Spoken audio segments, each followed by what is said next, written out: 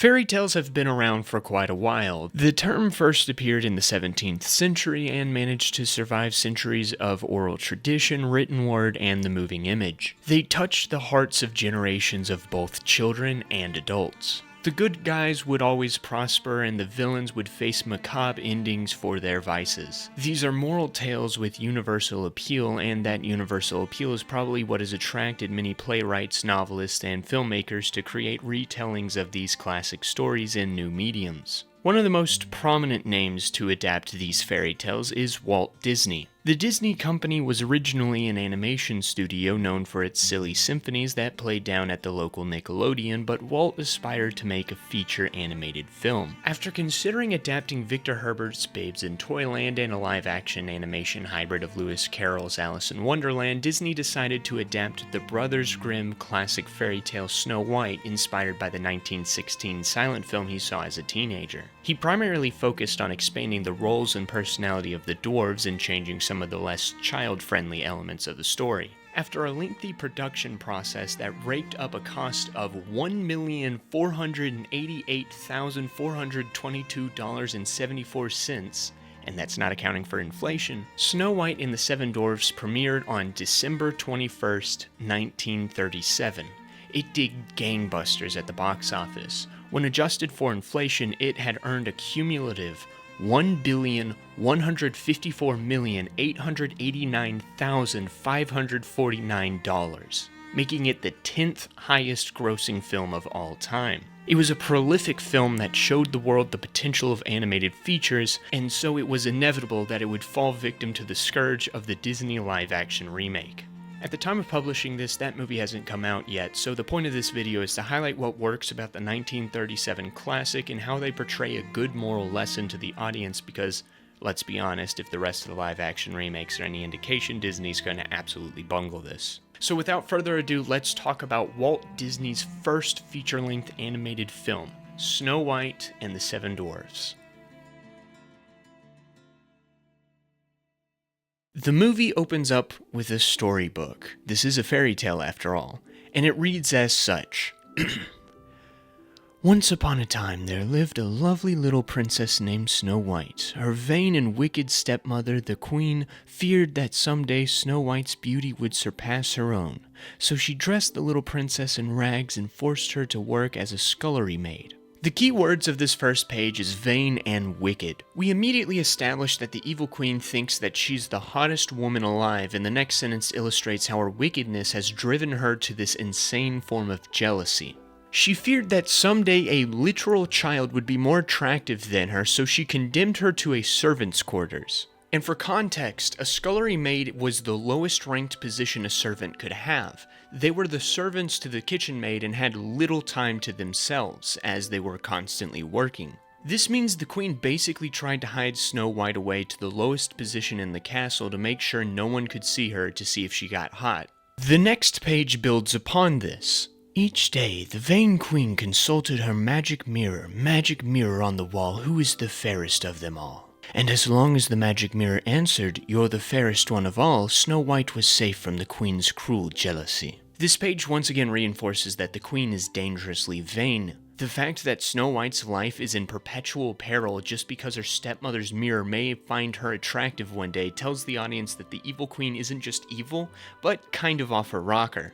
I bring this up because it explains some insane decisions the queen makes later in the movie. The movie officially opens on the evil queen asking the magic mirror for validation on her looks. Has anyone told the evil queen about OnlyFans? Because I think she would like it. It is a daily practice for this woman to stand in front of the mirror to receive confirmation that she's the sexiest woman in all the land. Unfortunately, today the magic mirror found out that Snow White is legal, so he's like, "Auga!" So he's like, "Auga, that Snow White is one fine piece of meat. She's the finest hoe in all the land." Skin white as snow. Snow White. I wonder how the remake's gonna deal with that.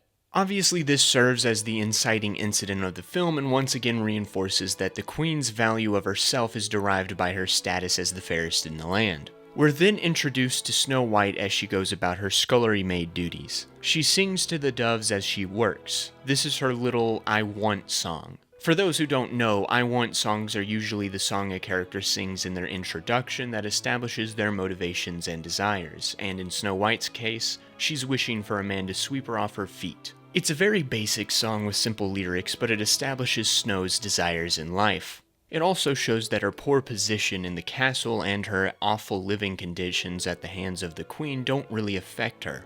She's a happy little girl while she's working, and she fantasizes about what many little girls do, finding love. She's not wishing for her stepmother to die to be allowed to live a rich life as a princess or anything like that. She just wants to find a husband. She's an innocent, romantic optimist. But this song also kind of establishes she's a little naive when it comes to the darker parts of the world. Her song is interrupted by a home invader who claims to be a prince. Understandably, Snow runs inside, but the prince is able to woo her with a little song. He determines that he's in love with Snow, and Snow falls in love with him. Look, I think this works for the purpose of the story. I'm usually generally of the opinion that love at first sight can definitely happen, so I think this checks out. Though for legal reasons, boys, I don't recommend breaking into women's houses to sing to them, especially if they don't know you. Also, this dove got really horny over this man. Like, it straight up gives him the bird equivalent of a wet, sloppy kiss on the mouth. I don't know how I feel about that. The evil queen gets pissed off when she sees a strange man singing to her teenage stepdaughter and tells the huntsman to take Snow White out into the woods and kill her. He protests, so she adds a stipulation that the huntsman needs to bring Snow's heart back in a box. The huntsman takes Snow out for a frolic in the woods, and Snow helps a sad baby bird find its parents. The huntsman is about to kill her, but he can't bring himself to go through with it. He flips out and tells her to run, and she ends up lost in the woods, encountering all sorts of scary sights. You know, this could have been avoided if you helped the poor little girl find a decent place to set up shelter for the night. Or something like that. You have a little bit of time to help a woman out over here. My man's acting like the queen is on her way right then and there to kill her. Nah, dude, you have your own time to kill this girl. Obviously, you can't take too long or else the queen would get suspicious, but you could afford to spare a little bit of time to help Snow out. Especially as a huntsman, you have more experience with nature survival. But no, instead, Snow has to fend for herself off in the woods. I guess this will be the moment where I talk about how freaking good the animation is in this movie. I was absolutely floored by the quality of the hand-drawn animation in this film, especially since this was Disney's first foray into an animated feature. Most of the movie is completely hand-drawn from scratch, but the humans were rotoscoped over live-action film. It can be pretty obvious, especially when they're directly interacting with the animals, but it's still very impressive nonetheless. Remember, this is 1937. We get a water reflection shot, shots with an out-of-focus foreground, tracking shots, character movements syncing up to the music, and shots with multiple different animals moving autonomously. This is just a really good-looking movie, which kind of blew me away. The animation craftsmanship is top-notch here. After getting caught in the opening credits of the new Scooby-Doo movie, Snow is found by the animals of the forest. She does a little ditty with the bird family from earlier. It's a quaint song about how a smile in a song can make any situation better. This reinforces Snow's optimistic nature, and it wins the skittish animals over to her. She recruits the animals to help her find a place for the night. They bring her to a cottage in the middle of the woods. Unfortunately, no one's home at the moment, so Snow does the only logical thing and commits a home invasion. Already taking after your future husband, I see. She and the animals explore the home and see that it is an utter mess. Snow just automatically assumes orphan children live here and begins doing chores to a very catchy tune. We get some solid gags with the animals as Snow shows them how to clean properly. We then cut over to the mines where we're introduced to the titular dwarves. They're singing about mining until it's time to clock out. While this is certainly one of the most iconic parts of the movie, especially with the hi-ho part, this is an incredibly pointless scene. This isn't a proper introduction to the dwarves that tells us anything important about them, so I think it would have been better if they first showed up in the movie in the next scene. Snow decides to crash at the cottage for the night and finds 7 beds upstairs with peculiar names on them. As they settle in for the night, we hear the distant war cry from the average working man coming home from work. They spook the animals into fleeing the house. I think this works as a better introductory scene, as it would have served as a proper twist on what the movie had been building up. Snow White has established expectations that children live here, we see their childish names, and then suddenly these grown adult men show up singing about getting off work. Through the context of their behavior as they investigate the house, we can figure out who these guys are. The guy with the glasses who can't speak the English language to save his life is Doc, the guy with allergies is Sneezy, the goof who can't talk is Dopey, the droopy-eyed one is Sleepy, the fruity guy with the lashes is Bashful, the plump Santa-looking guy is Happy, and the grumpy one is, grumpy. The Bird family decides to do a little trolling to scare the dwarves into going upstairs, where they find Snow White. What is it? Why, it's a girl. The dwarves are immediately won over to her, well, all except for Grumpy. She's a female, and all females is poison. They're full of wicked wiles. What are wicked wiles? I don't know, but I'm agin 'em. He wants to kick her out, but Snow promises to cook and clean for them if they let her stay. She makes them soup, but tells them to clean up before they eat. I love how she just instantly slides into a motherly role, checking that the 7 grown men wash their hands and threatening to withhold dinner from them if they don't wash up. So they go to wash up, and we get a brief song about washing your hands. Besides Grumpy making fun of them for being feminized by Snow White, this scene is yet another pointless one with the dwarves that goes on a little too long, mainly serving to give us a bunch of gags. We finally cut back to the evil queen after she's been absent for the past 40 minutes of the movie. She once again asks the magic mirror to validate her looks, but the mirror is still simping for Snow. The queen realizes that the Huntsman tricked her by giving her a boar's heart, and she storms into her magic cellar.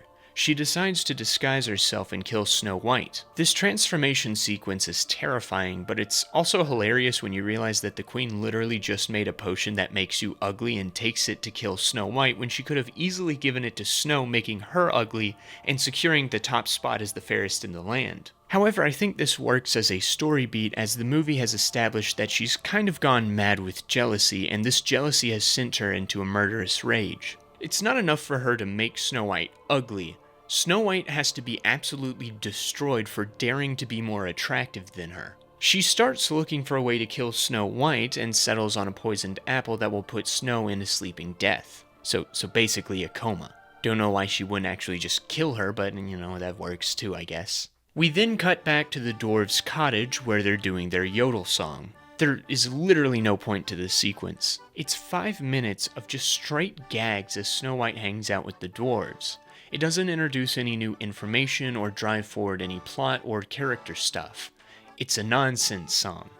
It says so in the lyrics. Okay, I'll be fair and say that this is followed up by Snow singing yet another song about how she's looking forward to be found by a prince, which we already got at the beginning of the movie. Then they settle in for the night. We get a sweet moment where Doc decides to give up the dwarves' beds to make sure that Snow is comfortable while he and his fellow dwarves sleep uncomfortably on the furniture. It's also adorable that Snow prays specifically for Grumpy before going to bed.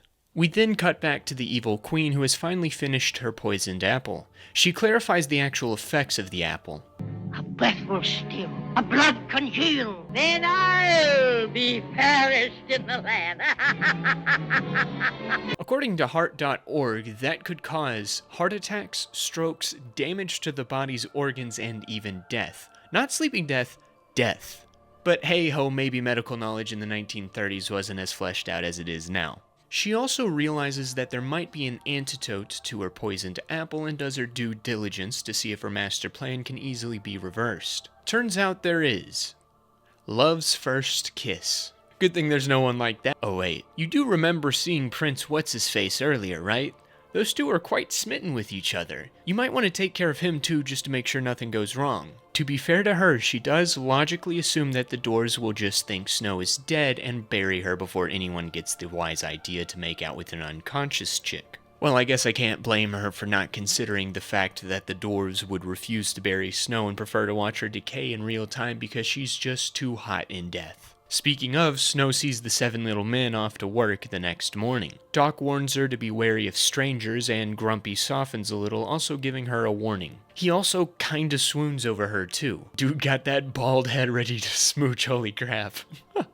However, Dopey wins the Most Down Bad award after trying and failing 3 times to get a big wet one on the lips. The evil queen moseys over during work hours. Don't know why these vultures just decide to start following her. Maybe they just smell the death on her. Or maybe they're just aware of good symbolism. Anyway, she interrupts Snow White as she makes a pie for Grumpy. The animals are immediately sussed out by the creepy old lady wandering around in the woods. It doesn't help that she's being followed by vultures, so the birds decide to jump the queen, but Snow chases them off and invites her disguised stepmom inside.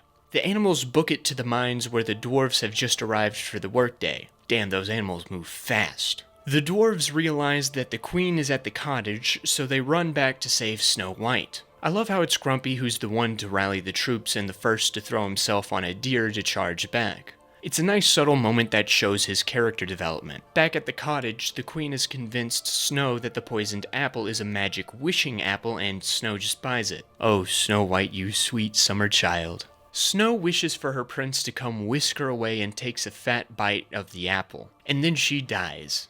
Excuse me, she falls into a sleeping death, where her blood congeals and possibly gives her a heart attack that could lead to death.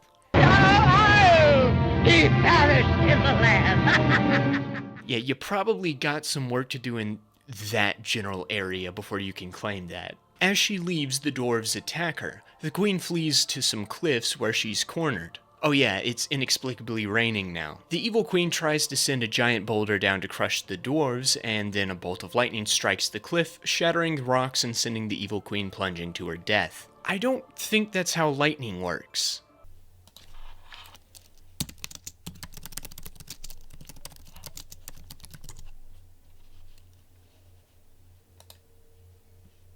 I stand corrected. So on a scientific basis, this actually is kind of sound. The lightning strikes the cliff, turning the rocks into fulgurites, weakening the cliff's structure, causing it to collapse. But maybe I'm wrong on that. I'm not a geologist or meteorologist or whoever studies this specific thing. Maybe someone with more knowledge than me could explain it better in the comments. Feed the algorithm, nerds. Anyway, the dwarves hold a funeral service for Snow White. Even Grumpy is crying. But you guys made the animals stand out in the rain? I thought they were your friends. We then get some title cards that transition us through the seasons. Oh boy, time to read again. So beautiful, even in death, that the dwarves could not find it in their hearts to bury her. They fashioned a coffin of glass and gold, and kept eternal vigil at her side. The prince, who had searched far and wide, heard of the maiden who slept in the glass coffin. Prince No Name shows up and commits necrophilia, causing Snow to wake up. Look, I know the scene gets scrutiny because of consent and whatnot, but I think this works. The prince comes to grieve the woman he lost to a coma, and yes, they have to know she's in a coma at this point. It's basically been a year and she hasn't decomposed at all, so they have to know she's still alive to some extent. Anyway, this kiss isn't played off as one of lust or similar creepy motivations. This would be the equivalent of visiting your comatose loved one in the hospital and kissing them on the forehead or holding their hand. It's most certainly a gesture made out of love and grief the prince is experiencing for Snow. Anyway, Snow White decides to leave with her prince, and my man's Dopey tries one more time to get that kiss on the lips. Gotta admire the tenacity. Then Snow and Prince Who's-Its-What's-Its ride off into the sunset to his kingdom, which is in the clouds. I actually read in an article before revisiting this movie that analyzes some of the Christian symbolism in this, claiming Snow White to be a Christ-like figure. This ending is definitely the best argument for this interpretation, as Snow White dies and is resurrected and then goes off to her kingdom in the sky, although no one kissed Jesus in the tomb to bring him back to life. That we know of. And then Snow and the prince lived happily ever after. The end. But not the end of the video. Look, Snow White and the Seven Dwarfs is not the best movie out there. Usually that's said as a pointless caveat people say right before saying a movie is basically perfect. In my case, I'm just trying not to be too mean. Snow White is best described as okay, fine maybe. The animation is gorgeous, especially for its time, and the characters are charming, but for a movie that's only an hour and 20 minutes long, there is quite a bit of fat on it that could be shaved off. We spend too much time on dwarven and animalistic goofs, gaffes, and hijinks, sacrificing time with the more interesting and frankly important part of the story. Both this movie and the original story are morality tales about jealousy and vanity illustrated in the story's main protagonist and antagonist. Snow White is a classic tradwife type woman whose only goal in the movie is to find a husband, get married, have kids, and upkeep the home. She's innocent, kind, hopelessly romantic, and endlessly optimistic. Every bad situation she faces in the movie she confronts with a song and a smile. She's even able to win over a man so defined by his grumpiness and skepticism that he's named after it. However, this feeds into her fatal flaw. She's naive of the way the world works and is too trusting of strangers because of that. On the other side of the coin, the evil queen is vain, wicked, and jealous. All she cares about is her own looks, but it's not enough for her to just be attractive, she has to be the fairest woman in the world. When Snow comes of marriage age, her character traits cause her to become more attractive than the queen. It doesn't hurt that she's also a pretty young woman. The queen takes this as a personal affront and seeks to absolutely destroy her. Her wickedness drives her to make herself ugly and pursue murder. There's also indications that she's insecure about her looks. She likes to think she's the hottest woman out there, but she also has to seek affirmations, likely daily, from a magic mirror. Now, the mirror could either serve as a reflection of her own inner thoughts about herself, or it could be the voice of objectivity that tells the queen the truth no matter what. Either way, the mirror fuels the queen's insecurity in herself, that in turn fuels her jealousy and wickedness. Ultimately, her vices lead to her death. She dies alone, while Snow White's kindness and optimism earns her the love of the 7 dwarfs, a prince, and a forest full of animals who bring her back to life. This is what the movie should have focused on more instead of the goofs and the gaffes that Walt focused on in the developmental stages of the picture. Despite that, there is a reason this movie has stayed so popular for over 85 years. The best stories address a universal truth about the human condition, and Snow White and the 7 Dwarfs does that. Yes, it has gorgeous animation, charming characters, and catchy music, but it also does a good job at depicting the dangers of vanity and jealousy. It also depicts universal experiences that can be applicable to just about anyone, anywhere, at any time. Personally, I was reminded of the social media economy while watching this. The queen seeks affirmation on her looks from an outside source that feeds upon her insecurities and jealousy and drives her to madness. This can be seen in the modern social media culture. Young women grow up on social media, posting pictures on Instagram or TikToks or whatever the heck young people use nowadays, and eventually become addicted to the validation they receive on those platforms to fuel their confidence, creating a toxic relationship between them and the many faceless accounts they interact with. Of course, it doesn't help that some of the most prominent personalities on these platforms thrive because of how hot they are or how little clothes they wear. As these women grow older, a lot of them will only find value in their looks, and as they age, they will desperately try to hold on to that. Some may age gracefully with confidence in who they are, as some of the past generation's heartthrobs have done, while others will seek to artificially transform their bodies in pursuit of beauty, but only dive deep into the uncanny valley. And while they tumble down this self-destructive path, the women who find confidence in themselves and find joy in life will find their husbands and settle down to enjoy building up their family, finding fulfilling work, and truly loving life. I'm not saying this doesn't happen to men too, but usually this is a struggle more widely faced by women. Snow White also depicts a complementarian view on men-women relationships. While the relationship between the prince and Snow White is lightly touched upon as love-at-first-sight style romance, Snow's relationship with the dwarves illustrates this simple idea of complementarianism. Before meeting Snow White, the dwarves are a bit of a mess. Their house is covered in cobwebs, their belongings are unorganized, and they leave their front door unlocked for random strangers and creatures to just break in. They seem to be gliding through life without purpose, going to mine gemstones and storing them away, and going home to an unkempt home and to go to bed. Upon meeting Snow White, their lives are flipped upside down. And no, this isn't just, oh, she cleans the house and makes them food like a good trad wife, as some people think. But she puts their lives in order. Yes, she does clean after them, and yes, she makes them pies and such. Stuff they seem incapable of doing themselves. But she also has to teach them discipline and cleanliness. She treats them with kindness and understanding, becoming a strange motherly figure for them. Grumpy has the biggest change in the movie, as his rough demeanor and, dare I say, sexist attitude is broken down by Snow White to the point where he loves her by the end and grieves for her death. Then of course, there's the classic message of inner beauty. Both Snow White and the Queen are attractive women, but Snow White's fairness comes from her outlook on life and how she treats people. This leads her to having 7 dwarves and a forest of animals that adore her and fight for her, and a royal husband who loves her while the evil queen is left dead and alone. Outer beauty means nothing if you're wicked. These are universal truths and illustrations of the human condition that have allowed the original Snow White and this film adaptation to percolate in our culture for decades, maintaining adoring fans in every generation.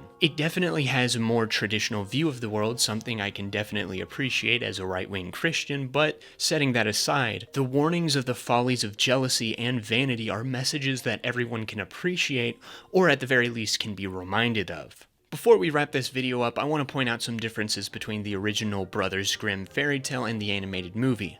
The main thing changed from written word to screen is the prominence of the dwarves. In the original story, they're just mentioned as Snow's caretakers. They don't have names or personalities because the story really isn't focused on them. Walt's main goal with his movie was to expand on these 7 guys by giving them names that echo their personalities and throwing in as many gags with them as possible. During story development, he would offer $5 for every gag the staff could produce, resulting in a multitude of silly moments with the dwarves.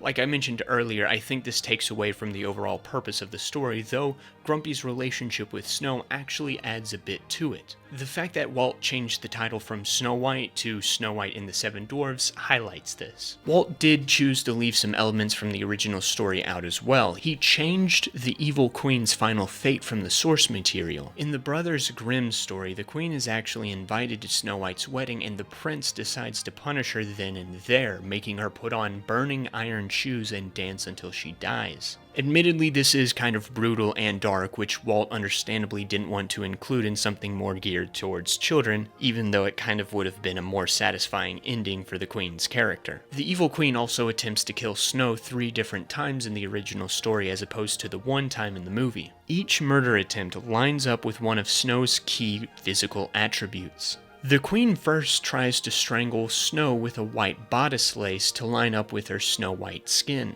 Then she tries to use a black poisoned comb lining up with her ebony black hair, and then there's the classic red apple lining up with Snow's lips as red as blood. This could have been used in the animated movie to drive home Snow's innocent naivety and to perpetuate the queen's jealous madness, but I suppose the repetitive nature of this could jack up the pacing. Still, I think it would have helped to develop the dichotomy between Snow White and the evil queen if done right. There's some other differences, but those were the ones that I found the most interesting. When I first decided to do this, I fully expected to love this classic and condemn any attempt to remake it, either live action or animated, but I actually come away from this thinking that a remake may be warranted. There's elements from the original fairy tale that can be incorporated into the story that could further enrich its message. We could spend more time developing the dichotomy between Snow White and the evil queen, and the prince could get a little more screen time as well. Now, do I trust modern Disney to tell an old story with traditional values and messages embedded in it well and with respect?